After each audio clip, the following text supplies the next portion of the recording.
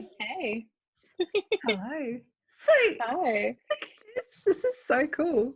Better than Skype. I Skype forever locks me out, and I don't know why. And then trying to do the password processing thing never works first time. It magically worked today, which is just incredible.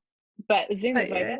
Wow. This is good because then they don't even have to have an account. They can use a phone number, apparently. Yeah. Not that anyone's needed to do that. No, Jacinta was just asking me though, like, what can I use if any internationals want to contact me, because they're still going ahead and doing. You'll like to hear this. They're still going ahead and pitching books to internationals, and it's all just moving to phone calls and conferencing like this. Yep. So that's great to hear. This is what the academics are using, and you can do whiteboards and have like fancy schmancy things, which I haven't gone there because my computer is not that fast. Yeah. And you can have more people. I was just speaking to Alice from Lavois YA, and they want to have all of the team. That's such a good idea. That's so cool. So I'm like, yeah, sure, I'll try anything. And I just posted about this on a private Facebook group that Carly invited me to. I don't know if you're part of it. If you're not, I'll add you. It's artists during coronavirus or something. And everyone's like sharing all the stuff. It's everyone from musicians to theatre people sharing everything that they're doing. And I just posted your video with you and Kay and was like, check this out. So I'll invite you onto it. Okay. I'm amazingly crap at Facebook. I mean, I used to live on Facebook until it was like a serious problem. And then I just twiddled over to Twitter. And now when I go back, I'm like, I don't know how to press a button. How do I stop this? Yeah, clicking around. I literally felt what teenagers must feel to our generation when my older relatives started doing Facebook and posting their videos on there. And I was like, this place isn't cool anymore. Everyone's on Facebook. It sucks. So I totally get how teenagers feel when we invade their spaces. I totally get it. 100%. That's true. Yeah. And my daughter said, oh no, you shouldn't go to YouTube. This is, when I started the vlog. She's like, no, well, are they doing TikTok? I don't know. And I'm like, yeah, that's exactly why. That's too fresh for me. I will just way too fresh. Yeah. I'm very amused by TikTok, but I curate it via Jenna Guillaume on Twitter. She shows me the funny TikTok videos, and I'm like, that TikTok is a hoot. Exactly. Most of my popular culture comes via Jenna. So Jenna, I know. I find that good. Cool without her. I just wouldn't be anything. I mean, I say that, but I am wearing PC, my Birds of Prey. I very like that. I needed some lady luck today, so. Planting festival from Woodford Folk. There you go. Nice, which is cancelled. It's cancelled. I actually just heard on the radio they were advertising the Food and Wine Festival down here in Melbourne. I was like, pretty sure that's not happening on the 19th of March. So all those radio ads are still playing. And I've only heard. It's really sad. I've only heard twice now. The apparent government ad for hand washing and all that distancing and stuff. I've only heard the ad twice. I haven't seen it on TV yet, and I do watch free-to-air TV quite a lot. And I haven't really seen it in any of my social feeds anywhere, so I think they're just a little bit behind the eight ball. Like, you gotta have the. Like, I remember I watched the most recent John Oliver, or I was watching it on Twitter or something, and he said Vietnam pretty quickly got out a really great viral song about washing your hands. Like, pretty much as soon as it's been going for 3 weeks now. They were really quick to it. There's a cute little cartoon and everything. And I was like, of course they do in Vietnam and all these innovative Asian countries. Well, it feels like where, this should have been happening 2 weeks ago, and it all just feels a little bit crazy. I was actually thinking with my YA brain on and seeing a lot of actual actors from Hollywood and everything tweeting about this, and it really broke my heart. Was thinking about kids whose school productions, whose musicals, whose concerts are being cancelled, who would have been rehearsing this for months and months and months. And a beautiful actress from America said, kids, post me videos of you singing your high school songs. I just couldn't help. Between that and the Italians singing from their apartments and the Spanish who were doing exercises, beautiful. And this actor who said, send me videos of you in the school play that you would have done. Just sing to me in the bathroom. And it was just so beautiful. But I just love the idea that they're saying, I will watch you. Like, I'll be your audience. Yeah. It's not even I'll promote anything. It's just I'll be your audience to hear you right now. Just an acknowledgement that a school play or a school musical or recital is one moment, and it is like the one moment that lots of kids get to be front and center of attention and to play a little bit. And it's gone. Wow. And it's an experience not to have again. I know. Delayed. Delayed.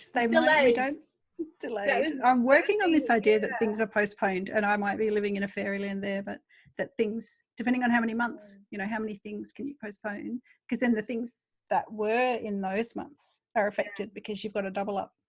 I was thinking, oh my gosh, are we all just going to be so every single day of August, September is going to be blocked out with something because everything's getting, for right now, because we're going by Dan Andrews in Victoria, who has pretty much just instigated, it's an emergency in Victoria. And he said for 4 weeks, it's going to be an emergency. And I was counting down and I was like, so that's, 4 weeks, there's like a 2-week period before my book launch on the 28th of April. So I've got a book launch on the 28th, a book launch on the 30th, and then I was going to go to Sydney for May 20th book launch. Yeah. And I was thinking for right now, they're going ahead. Also because I reached out to the bookshop, the April 28th bookshop is literally, they're all independent bookshops, but the April 28th one is a bookshop that's not online. They're physical only. And I was like, if you want this to go ahead, I'm leaving it up to you because I know that launches are a spike in sales and I know this is going to hit small indies really hard. It's going ahead, but I said to them, willing to cancel at a dime, like on a Because if you think about it, you sitting in a bookshop and you've got someone else with you at a good distance. I do apologize for my dog who has probably seen a cockatoo. And not a snake. You're in Queensland. No, they ignore snakes. They actually walk and have a look at them and come back and then go to sleep. It's like, thanks, guys. There was a 2-meter python in that room and you just walked past it. So alert, yeah. So, yeah. Anyway, I was thinking, if you're sitting in a bookshop and you're doing the launch and then if that is then put online in a way, it's, and depending, who knows how many people can go to things in a few months, because they'll have a better idea of how the virus works. Exactly. So we're keeping tentative dates for now. But I obviously said, for the sake of community, we'll cancel at a moment's notice. But also I'm thinking I'd love to send some money your way and do the launches still, if we can, only if it's safe. And it's probably the one time that most authors are kind of pleading with people, like, I will not have 500 people rock up. I'm not that popular. I promise you. Maybe have like 10. 15. 20. Yeah, like 15 was ambitious. Family members. Let's golden ticket. We'll hide it in the chocolate. No, hide it in like the cold and flu tablets or in the toilet rolls. In a toilet roll or a hand sanitizer packet. Oh my gosh. The hand sanitizer packet is the golden ticket. That would increase the hoarding. That would increase the hoarding. 17,000 hand sanitizers that guy had in his garage. I read that article as well, and I had to laugh when he said, I don't want to be the guy on the front page of the newspaper who's hoarding 17,000. And I was like, you're literally that. That's what this interview is about. Do you not know what's happening with the photographer photographing you with your boxes of stuff that you do not need, that you were trying to hawk? And they said that they predicted he still made like 40 grand before he was shut down. They think that somebody on Twitter calculated if he was selling like a small hand sanitizer, $80 a pop. $80. They think that he would have cleaned out 40 grand at least before Amazon and eBay shut him down. So don't feel too bad for the guy. Like, oh no, I don't feel bad for him at all. I'm like, what are you thinking? I always have soap, and I have soap bars. I like soap bars. We use real soap at home. We don't. Yeah. Because pump packs are too much fun. So my kids, and foam is even worse because that's like sensory heaven. So it's yeah. I can imagine. Everywhere. It's like $500 a month in just fluffy soap. It's like, no, you get soap bars. But I was kind of happy that I'd started going more and more plastic free, because soap bars and everything, I think they're just better than pump packs generally. It just all lasts so much longer. Yeah, and I've got, and you get soap bars like 10 for $3 from Priceline and stuff. They're a real bargain. So I'm for soap. That's where we're going. What is the strangest disruption you've had so far since it all started? But the strangest disruption to me so far has been the older relatives who just don't want to engage with this, who just think it's an overreaction or a media beat up, who even when I say the World Health Organization says, they're like, oh, they're just exaggerating. And these are people who believe in climate change, who get really frustrated when there are climate deniers out there, and they're literally applying the same arguments that climate deniers are to the situation. So that's been a really weird disruption to my family life, that I've become the scientist at the beginning of a disaster movie. But that's what I mean. Yeah, that one is a good one. And somebody sent me a link, information about normalcy bias, which is people literally just ignoring all information and determined to power on and carry through and not make any changes in their life, because making changes is an admittance of things are changing for the worse. I was like, that's exactly it. That's wow. And you know, if any of my older relatives are watching this in the end, hi, I'm talking about you. Wash your hands. Safe. Don't go out. Self-isolate. It's not a beat up. The media are not lying. And no one will turn around. Donald Trump is. Oh God, no, don't listen to him. But I think there's a lot of idea that someone will then laugh at them for being foolish as well. And not any generation in particular. A lot of people are just thinking, I'm going to be the tough one, who can then turn around and tell you, well, you were all being silly. Yeah, and I cop that from people, and I'm like, well, okay, at least I'll be alive to hear you mocking me. As I surface clean everything, including door handles and light switches, and they just roll their eyes at me and are like, you're such a germaphobe. I'm keeping you all alive.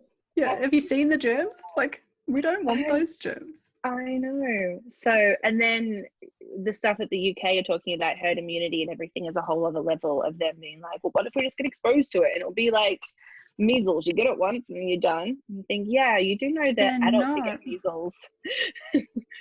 They're not really. Herd immunity being discussed in the UK, and doctors and everything are really coming out against it and saying, this is crazy. Why are we even talking about this? Also, the other disruption is just, I saw my screen time was up on my phone. You know, the little update you get. I thought, of course it is. You set screen time on your own phone? I don't set screen time, but it tells me my average, like if it's up or down percentage-wise, and it was up by, I think, like 18%. Yeah, I thought you had like what I do with like my son, where it has a certain amount of time for a certain app or whatever. It's like you've had too much Twitter. I couldn't do that. Oh wow, that would take way too much. Yeah, he hates it. He really hates it. I and Will. Wow, no, but he knows it's necessary. He agrees. He helps me set the timer because he just can't keep control. Every time my phone tells me your screen time's down 10%, I do think I had a 10% better week. Yeah, no, it's because you're on your laptop. I find whenever it says I've done really well, it's because I was using some other device. Let's be realistic. Probably true. It was because I was binging a Netflix series, and I actually binged it, not binging it like, yeah, that's cool. Yeah. So absolutely. And you're all helping me be feeling very much part of a community that can't gather. Well, I mean, I will also say, speaking as your agent, it's giving you a little bit of a booster, and to anyone else out there who wants to hear it, I was talking about this with the YA Day other authors, which we did go ahead with on Saturday, because by that point it was just too late to cancel. And very carefully, everyone. Gathering. Yeah, we will really consider it and everything. But I was panicking on the train ride in, also because I saw somebody sneeze into their hands, touch the railing, and then wipe their eyes. I was like, oh my God. That was me then deciding I'm going to self-isolate after this. But it was good to chat with other creatives. And I said to them, and I'll say to you now, speaking as a fellow debut and your agent, I will say we are very lucky as youth literature authors that our books don't have a one and done mentality. They are something that become part of us, that we carry with us to all schools events and festivals that we do. And we do have, more so than adult authors, we have way more opportunity to sit in front of our audience of young people and actually talk to them about our books and discuss the themes and the characters and everything within them. And really, our books have a longevity that maybe doesn't make them such a huge thing in the beginning. They're not a huge bestseller with spike in sales, but they are steady. So we may miss out on all the fun things. The traditional fun things may not happen the same way, but it will happen, of launches and all that sort of stuff. Different ways. Festivals. Different ways. But just know that your book will live on. There will come a time in the future when you are sitting in front of, I promise you, and when this happens, just think back to, Danny said this would happen. When you are doing an all-school assembly to 500 students, one day in the future, at some point, just think, Danny said this would happen, and I thought it wouldn't, and I really feared for that, and now I'm speaking to a whole bunch of teenagers, and I have to keep their attention And how wonderful that I have this problem for the next 45 minutes of a right. talk. So just know, any children's creators out there, especially if you're an adult creator, I don't have to tell you. No, it's fine. But children's creators especially, our books become a part of us. They become a part of our identities. We are very lucky to then keep talking about in schools and at festivals, and they do have a long shelf life. So don't think that because you blipped here and nothing really happened, that it's all one and done. It's not. And I promise you, this could also be a little bit of a way out. If anyone says, "I didn't hear of your book," you can just sort of say to them, "Came out in 2020. Remember what was happening in 2020? Do you remember that year?" Yeah, they'll instantly be more forgiving and will think, "I should really give this book a chance." So it's fine. This book is still you. It's still your baby. It's still a part of you. You will still get to talk about it for years to come. And I truly mean that, because your book is going to be a classic for years to come in YA. And you. We're going to keep them alive for ages. Is now when I should do a little... Look at it. Such a beautiful book. I'll hold it up again, because I'd need to have a focus on it. Then I might not have to do a screen capture for you. There you go. How beautiful. Isn't it just lovely? You know what I love it. YouTubers, beauty gurus do when they go, like, it's a little bottle. That's good, because then I get my freeze shot. That's good. Truly though, these things will live on, as most youth literature does, because luckily, you know, kids keep coming in cycles. They're not like Peter Pan, and there's always a new crop of kids, and our books will appeal to them because there's a timelessness to them that I think all young adult writers write to. So just know that. Just know that the kids will find it. The kids will find their way to it. We're great at disasters. We're the experts. Yeah. You know. We've read and seen way too many prepared. Yeah. We are so well prepared. And look, just the kids are going to be all right. We're going to be all right. It's all going to be okay. We're okay.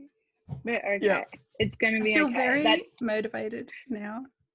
Yeah. I feel all inspired. Yeah. That's me talking to you as agent and also a fellow debut. And then you have to listen back to what you've said whenever you get worried. So you can have your own words to soothe you. I will have this video. There you go. Play it for myself and have to look at myself and say, that chick was real wise back when this whole thing started. So, you know, if that can be a parting message, let it just be that books do live on amazingly. They are wonderful time capsules. Yes. And they are magic.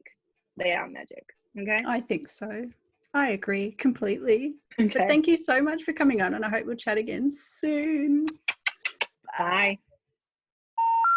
The number you have dialed has been changed.